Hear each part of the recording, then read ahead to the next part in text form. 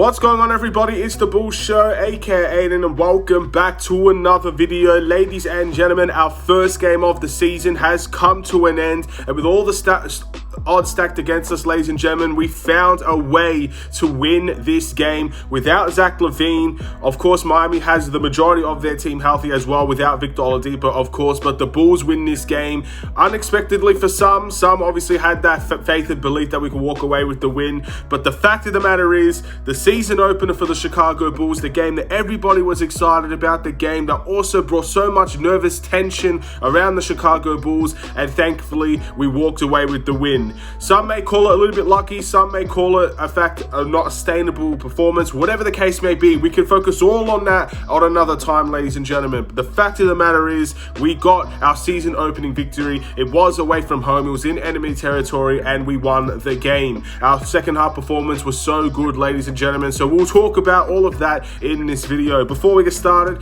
please like and subscribe to the Bulls Show, turn notifications on, and let me know in the comments below your thoughts about the overall game between the Bulls and the Miami Heat. Who was your player of the game? General thoughts of anything you'd like to talk about Bulls related. We won this game 116 to 108. Now, very similar to previous games in the preseason, a relative game of of different halves. First half was not very good for the Chicago Bulls. I think our defense was extremely slow. We were very poor on the defensive end. I really thought this was going to be a long night for the Chicago Bulls. When you see Tyler Hero shoot 3 open threes in a row, that is definitely something you don't want to see. And that obviously gets the whole Miami Heat team ready to play, shoot your shots and stuff like that.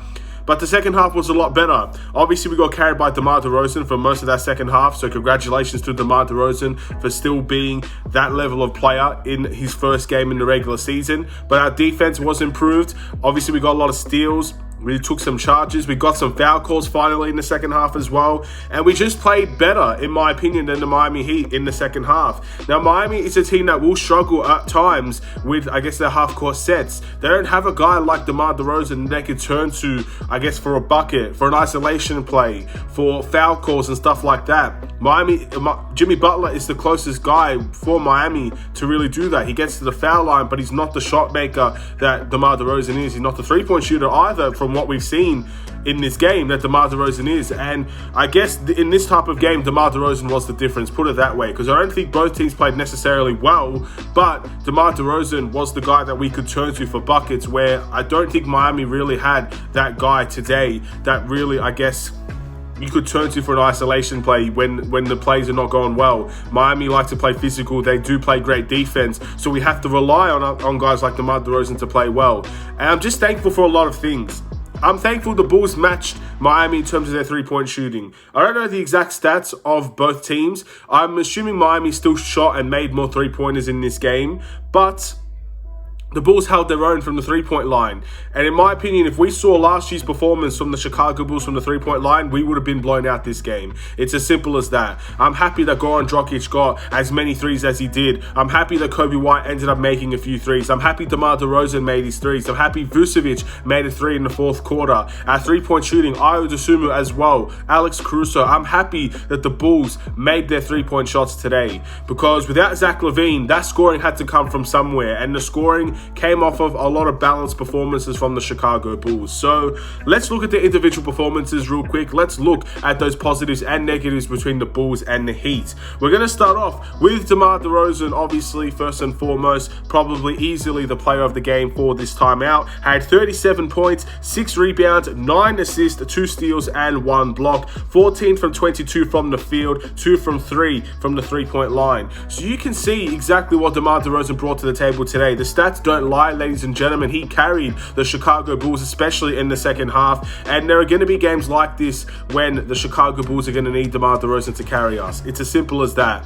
We don't exactly have, everybody that can put up a bucket the way that DeMar DeRozan does, and when things are not going our way, you've got to turn to your leaders. You've got to turn to your best players, and the same thing Miami did as well. Miami went to Jimmy Butler as their leader to make something happen, and although he's not the shot maker DeMar is, Jimmy makes plays. Jimmy gets to the foul line. They did very similar things because both teams didn't play tremendously well. But DeMar DeRozan really carried us over the line, in my opinion. And I'm just thankful that we managed to beat a good team, and I'm thankful DeMar DeRozan played the way that he played. And you got to notice as well how they played DeMar DeRozan as well. Keep in mind that DeMar DeRozan had this type of performance when he was getting constantly double teamed. They were constantly trying to, I guess, edge out DeMar DeRozan, trying to hedge him, I guess you could say. That's the word I'm trying to look for. So again, he did all of that with the defense primarily focused on him, and he found a way to score, because I don't know if there was anybody else that really helped carry the load offensively in this game that much. So good stuff from DeMar DeRozan. In all honesty, what a great performance. And again, it happened in the first game of the season. You love to see it. And from a positive performance to a negative performance, real quick, Patrick Williams had 4 points, 2 rebounds, and 1 assist, 2 from 6 from the field, and 0 from 2 from the three-point line. His plus-minus, I think, was also in the negatives as well. Yeah, I don't like Patrick Williams' performance today. The fact that he played 28 minutes, I believe it was. I'm looking down so I can look at the actual stats. 28 minutes and he put up 6 shots, but in the first half he only put up 2 shots. I'm sorry, look, I want Patrick Williams to be so successful here. I want him to be aggressive on this team. I want him to do great things. And look, it's only the first game of the season. I know many people will look at preseason as the defining result for Patrick Williams, but this is technically the first game in which everything counts and everything truly matters. And the fact that Patrick Williams is not being aggressive is extremely frustrating as the starting power forward. Now, I don't think Javonte Green was tremendously amazing either in this game. The fact of the matter is Javonte Green got fouled out, but it's I guess I said this to a friend. I can't believe that we're telling a player to shoot the ball more and it's not actually happening. I think it's a dream for a coach to say that to a player, that you should shoot more. You should shoot more shots. You should be more aggressive. And unfortunately, for whatever reason, Patrick Williams is just not turning into that player. So we've got 81 games left to really see it. I still want to give him the whole season just to see where he's going to be at by the end of it and make my decision on that. But that's not a great start from Patrick Williams. And he got subbed out in the fourth quarter for a reason, so we can actually have guys that I guess Billy Donovan wanted to trust to finish the game. Nikola Vucevic had 15 points, 17 rebounds, 2 assists alongside of the 3 blocks in this game. Nikola Vucevic, outside of his three-point shooting, which was dreadful, he only made 1 3-point shot, 1 from 5, I believe, overall. Nikola Vucevic was incredible in every other aspect. He scored, again, Vucevic had 15 points, but he wasn't necessarily a good scorer in this game. But 17 rebounds and played very good defense. I think one of the big things for the Miami Heat side of things, as the reason why they lost, was Bam was extremely quiet in this game. Really quiet. He missed a couple of open dunks as well. He got blocked. Again, he didn't have his legs underneath him. Everything of that nature. It was just a really bad performance from Bam Adebayo. But you got to take that as the Chicago Bulls, and you got to give credit to Vucevic for playing his factor in that. It wasn't like Bam had easy shots left, right, and center. Vucevic made it very hard for him, and he got 3 blocks at the end of the day as well. Fantastic performance from the rebounding side, fantastic performance on the block side as well, and he managed to get to the foul line and he managed to get his 15 points. Very solid night from Nikola Vucevic, and one where maybe the efficiency side I'd like to see improved, but if he's going to bring that level of intensity defensively, if he's going to be able to rim protect like that this year, I think a lot of people are going to really enjoy Nikola Vucevic this year. But of course, we'll wait and see how it goes over the next 81 games. Alex Caruso had 6 points, 5 rebounds, 4 assists, and 2 steals. I'm actually very surprised we didn't see Kobe White start in this game, but I understand why we started Alex Caruso as well. Technically, he can play off-ball and on-ball as well. It makes sense for him to start. And Miami had a lot of three-point shooters out there that needed to be closed down. Now, I don't think in the first half, any of our players from the starting lineup to the bench played well in stopping Miami shooting threes, and we still have to work on that. There are a lot of negatives that we can take away from that defensive end as well in the first half, but Alex Caruso showed his leadership in many ways. In the pick and roll, he was still very aggressive. He was still, I guess, pushing up into the three-point shooters and stuff like that. And again, he played his roles in today's game, and that's exactly what Alex Caruso can do for this team. He could be a defensive leader, play his role on offense, get some assists, get some rebounds, get some points, get some steals. He does a little bit of everything, so he played great in this game as well. Ayo Dosunmu also played great with 17 points, 6 rebounds, 4 assists, alongside 2 steals and 1 block. 50% from the field with 7 of 14 from shooting. Ayo was amazing in this game as well. Showed his true qualities as the starting point guard of this team. Got to the lane, got really nice, good layups. Showed his quality in terms of the transition play as well. Made some catch and shoot threes, and he obviously got 4 assists as well. Played some solid defense. Guys like Kyle Lowry were very, very quiet and stuff like that. I think, again, there were a lot of guys on Miami that weren't necessarily playing great basketball. They had a very good standout guy, and guys like Tyler Hero and guys like Jimmy Butler that played very well. Matt Strauss played a good second half as well, but a lot of their guys were extremely quiet in this game. So you got to give full credit to guys like Ayo and Caruso for doing their job in the second half of this game. Moving into the bench, Javonte Green, 6 points, 3 rebounds, 1 assist, and 1 steal. Again, he brings a lot of energy, he brings a lot of hard work, and I think he played better than Patrick Williams, to be honest, considering that he was on the bench. But he did get fouled out, and he did, at the end of the day, have a couple of really bad minutes within the game. But he did play better than Patrick Williams, and in my opinion, the starting spot for the power forward position should still be Javonte Green. So again, I guess we'll wait and see what will happen against the Wizards. My guess is Patrick Williams will still start, Javonte will still come off the bench, and I'm hoping for better performances from both of them, in all honesty, and let's see what we can do. Kobe White, 10 points, 2 rebounds, 1 steal, 4 from 11 from the field, 2 from 7 from the three-point line. Not the best night from Kobe White in general, but he made some good passing plays, to be honest. I do not ever want to see Jimmy Butler and Kobe White on each other ever again, please.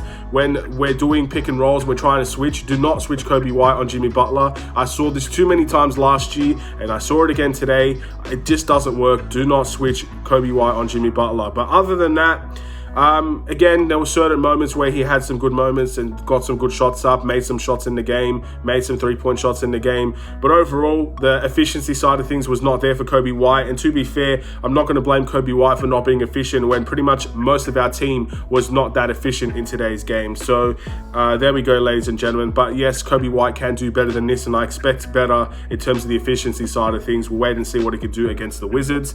Andre Drummond, 9 points, 5 rebounds, 1 assist, 1 steal, and 1 block. What I loved about Andre Drummond's performance in this game, and I truly mean this, his free throws attempts and his free throw makes was a big bonus for this team. If we're going to see Andre Drummond shoot free throws efficiently, I mean, he's a whole new player. He's a whole new dynamic to the team. We expected Andre Drummond to come into this team and not shoot free throws. We expected that. Most people expected that. I think anybody that didn't expect that, they'd be fooling themselves.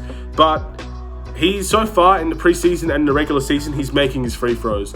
And if he can do that, in my opinion, he is a starting quality center already in certain NBA teams. But if he can make his free throws, he's just going to be a different level. It's going to be such a huge bonus having a guy that can rebound like he does. Obviously, a guy that likes to play defense. He can get out in transition. And if he can make his free throws as well, huge bonus. Again, I enjoyed his game. And I think you could truly see what he could bring to this center position. And Goran Dragic, 12 points, 2 assists, 2 steals, 4 from 8 from the field, 4 from 5 from the three-point line.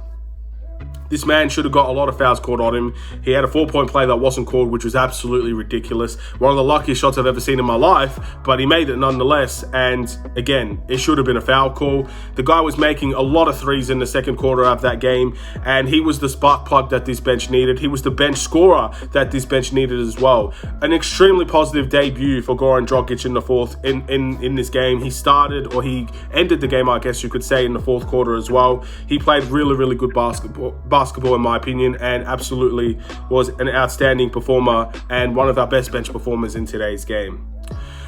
Moving into the must improve, I'm going to pick Patrick Williams. Again, I think this is a very easy choice. 28 minutes played and only 4 points and 2 rebounds. I think there has to be more to Patrick Williams than that. He has to be more aggressive. And when he is more aggressive, he has to do it on a consistent basis. There is no Zach LaVine in today's game, might I add.